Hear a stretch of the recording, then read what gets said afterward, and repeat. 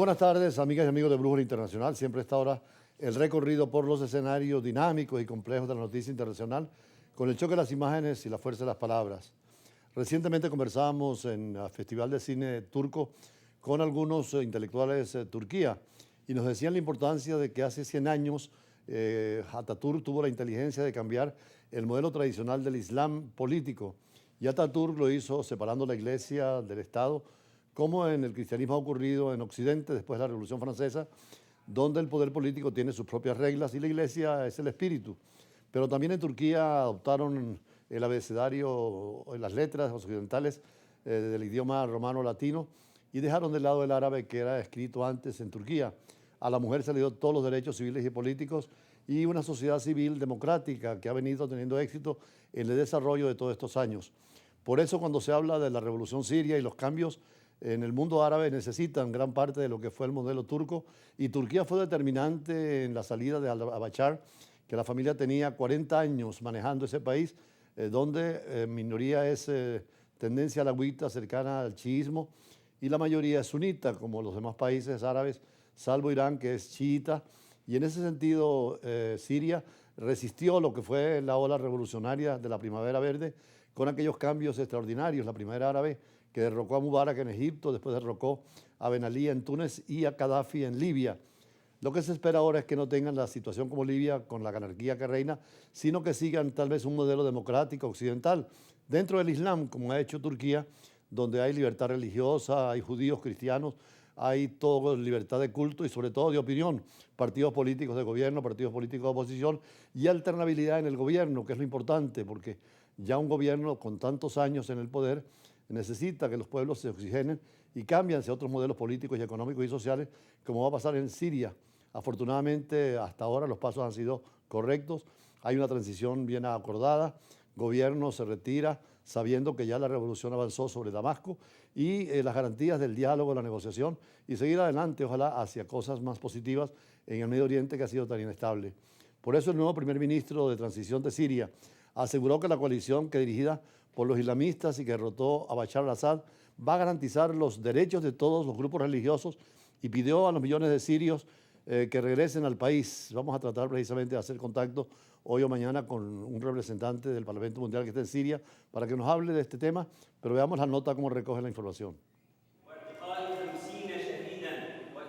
La coalición que llegó al poder en Siria garantizará los derechos de todos los grupos religiosos. Así lo afirmó el nuevo primer ministro de transición durante una entrevista al periódico italiano Corriere della Sera. Mohamed al-Bashir admitió el comportamiento equivocado de algunos grupos islamistas, que según sus palabras condujo a que el significado de Islam se haya tergiversado. Durante la entrevista, el primer ministro también llamó a los millones de sirios que huyeron al extranjero a regresar para reconstruir y hacer florecer al país, donde sunitas, alawitas, cristianos y kurdos cohabitan con dificultad. Desde el Vaticano, el Papa Francisco exhortó a las diferentes religiones en Siria a la amistad y el respeto recíprocos y pidió que el pueblo sirio pueda vivir en paz. Seguo cuanto está avvenendo in Siria. Estoy siguiendo lo que sucede en Siria en este momento delicado de su historia. Espero que se llegue a una solución política que, sin más conflictos y divisiones, promueva responsablemente la estabilidad y la unidad del país. Promueva responsabilmente la estabilidad y la unidad del país. La alianza rebelde que derrocó el domingo a Bashar al-Assad, poniendo fin a medio siglo de su familia en el poder, está liderada por el grupo islamista radical Hayat Tahrir al-Sham, antigua rama siria de Al-Qaeda. El movimiento asegura que rompió con el yihadismo, pero sigue en la lista de terroristas de varios países occidentales, incluido Estados Unidos, quien no obstante afirmó que reconocería y apoyaría plenamente un futuro gobierno sirio surgido de un proceso inclusivo. Dentro de esta situación del Medio Oriente es importante señalar que allí hay dos variables fundamentales. Una, la variable religiosa, sunismo, chiismo, y también la minoría cristiana, que es muy importante. Y en el caso político hay también dos criterios: la influencia de Irán con el arco iraní chiita que va a Irán, va a Siria, hasta ahí va a Siria porque ahora ya la perdieron, pero sigue con Irak, y el Hezbollah en el Líbano, que por cierto ha sido derrotado también y tiene que llegar a negociar, lo cual Hamas también lo va a sentir.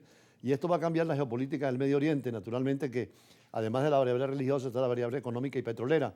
son países vinculados al mundo del petróleo y Occidente, las potencias, tanto Estados Unidos como Europa, Rusia y China tienen interés en esa región. Pero hablando de China, por cierto, esta tarde vimos en la prensa internacional lo peligroso de las maniobras militares alrededor de la isla de Taiwán, con decenas de aviones de guerra y un enorme ejército marítimo en el que, según las encuestas y autoridades de Taipei, busca trazar una línea para el próximo presidente estadounidense, Donald Trump, donde le dicen que China no pierde la esperanza de recobrar Taiwán, pero Taiwán está apoyado por Europa, por los Estados Unidos, y además es un centro importante para cualquier potencia regional. Naturalmente que China reclama el título histórico de que Taiwán era territorio chino, con la división que hubo cuando Mao Zedong tomó el poder y Chiang Kai-shek se fue a Taiwán. Pero es un punto también caliente del planeta que ojalá no estalle en conflicto, porque necesitamos paz, sobre todo en el 2025, porque la diplomacia requiere, junto a cambios tan importantes como el cambio climático, de llegar a conclusiones y menos los conflictos y guerras como los que estamos viviendo hoy en día. Taiwán dice que China amplió sus maniobras militares alrededor de la isla. Según las autoridades de Taipei, el gigante asiático busca trazar una línea roja para el próximo presidente estadounidense. Las mayores maniobras marítimas chinas en años incluyen unos 60 buques de guerra y 30 navíos de la Guardia Costera desplegados desde cerca de las islas del sur de Japón hasta el mar de China Meridional, según dijo a la AFP un alto cargo de seguridad de Taiwán en condición de anonimato.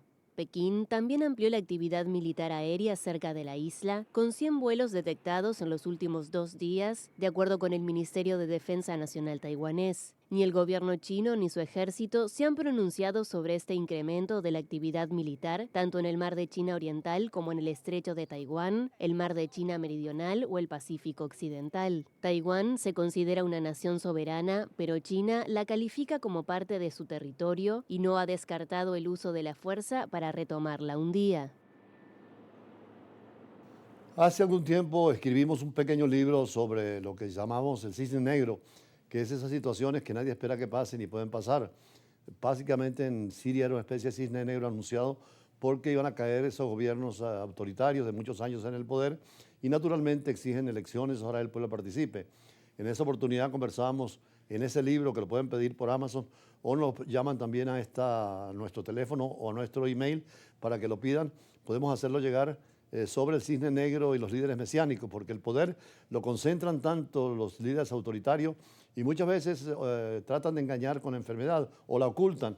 Eso pasó con Stalin cuando murió, lo tuvieron varios días para que la transición se hiciera, o lo mismo con Fidel Castro y algunos otros líderes como Saddam Hussein, dentro del criterio de que no pueden demostrar los líderes políticos, los presidentes, los primeros ministros que están enfermos porque les da pérdida de poder y entonces tratan de ocultar las enfermedades o las debilidades. Por eso en el libro recordamos el libro de David Owens sobre la enfermedad y el poder, y además ponemos el ejemplo de Lula da Silva, que es tan extraordinario, un hombre que está en el hospital saliendo de una enfermedad, pero que lo ha dicho después del accidente que tuvo, una caída, y posteriormente la parte de la reconstrucción cerebral, y además lo dice la prensa con toda libertad, porque los líderes políticos, la salud no es algo privado, es también un tema nacional. Y por eso hoy dedicamos al tema de la enfermedad y el poder y sobre todo una referencia al presidente Lula, a quien le deseamos pronta recuperación, como lo han dicho todos los jefes de Estado, y además por el gran gobierno que está haciendo, sobre todo en materia ecológica y ambiental. Después iríamos a las entrevistas de siempre en el campo internacional. En la ciencia política, uno de los estudios más importantes es el tema de la enfermedad y los presidentes o jefes de Estado, jefes de gobierno. El periodista y médico de Argentina, al referirse a las enfermedades de los presidentes argentinos y a la relación entre la medicina y la política y el poder, afirmaba: es indiscutible que la salud de los presidentes es un asunto de Estado y de interés público. Y en el caso de los jefes de Estado, enfermedades se refiere al criterio de Hemingway sobre la acción destructiva que el ejercicio del poder causaba la salud de los hombres políticos. Los presidentes no quieren mostrarse débiles y rehúsan dar información. Por eso lo del presidente Lula es significativo e importante, porque ha dado una lección a los pueblos del mundo, de los jefes de Estado y de gobierno, cuando él lo dijo en varias oportunidades, las incidencias de las enfermedades en su salud, e inclusive está planteando la posibilidad de ser nuevamente electo presidente si no está enfermo y no tiene problemas de salud. La prensa internacional se ha ocupado de la enfermedad del presidente Lula, de su hemorragia intercraneal, 2 horas de operación para drenar el hematoma del sangrado del cerebro en el Hospital Extraordinario Sirio-Libanés y además, producto de una caída, estas son situaciones que pueden darse con la edad. Sin embargo, ha sido claro Lula en esta oportunidad para informar sobre la situación de su salud y eso es importante que los jefes de Estado y de Gobierno puedan siempre informar, inclusive en algunos países antes de ser candidato presidencial se les pide un examen completo, psicológico y la salud mental y física para poder avanzar. El presidente Lula ha tenido diversos problemas de salud que lo obligaron a frenar su ritmo intenso de trabajo. En el año 1964 sufrió un accidente cuando trabajaba como operario en una fábrica de metalúrgica. Una prensa se quebró y cuando intentó arreglar el dedo meñique de su mano izquierda fue aplastado, según lo contado. Su mano con un dedo menos se convirtió en una de sus marcas en la política y en el ejercicio del poder. Lula tuvo una crisis de hipertensión en enero de 2010, en el final del segundo mandato. El mandatario entonces, de 64 años, fue hospitalizado durante unas horas en la ciudad brasileña de Recife. Todo esto fue probablemente, según los médicos, por el estrés y el cansancio, y a partir de entonces abandonó el cigarrillo después de 50 años como fumador. Tras dejar el poder en 2011, fue diagnosticado con cáncer de laringe y se sometió a quimioterapia y radioterapia. Los médicos anunciaron una recuperación total al año siguiente, aunque su voz quedó en un sello particular de ronquez. Durante la campaña de la presidencia del 2022, algunos adversarios cuestionaron su estado de salud debido al deterioro de su voz. En septiembre del 2023 fue operado de la cadera para colocarle una prótesis completa y aliviar un dolor que le quejaba desde hace más de un año. Lula sufre de artrosis, un desgaste en los cartílagos que revisten las articulaciones y que puede limitar el movimiento. Lula, como presidente, a menudo destaca su buen estado de salud. Ha publicado videos haciendo ejercicios en el entorno de la residencia presidencial. El 19 de octubre del 2024, hace poco, se cayó en la bañera de su residencia y sufrió una herida en la nuca, donde debió recibir puntos de sutura. Por recomendación médica, a raíz del accidente, canceló su participación en la reunión de los BRIC en Rusia. Despachó desde su residencia oficial durante varios días. A consecuencia de esa caída, sufrió una hemorragia intercraneal, por la cual fue operado en emergencia en estos días, la madrugada del 10 de diciembre, en Sao Paulo. No tuvo secuela alguna tras la intervención, dijo en conferencia de prensa el doctor Roberto Khalil, miembro del equipo médico a cargo de la cirugía. Lula estará las próximas 48 horas en observación en la unidad de cuidados intensivos, permanecerá hospitalizado hasta la semana próxima, pero todo indica que tiene una salud muy fuerte e incluso si no encuentra un candidato que pueda derrotar a Bolsonaro de la derecha, presentará su candidatura porque es un hombre a quien los brasileños han aceptado y que ha manejado el país, sobre todo en la lucha contra la pobreza y en el tema ecológico, la defensa de la selva amazónica, que es un pulmón del mundo, junto con los países africanos.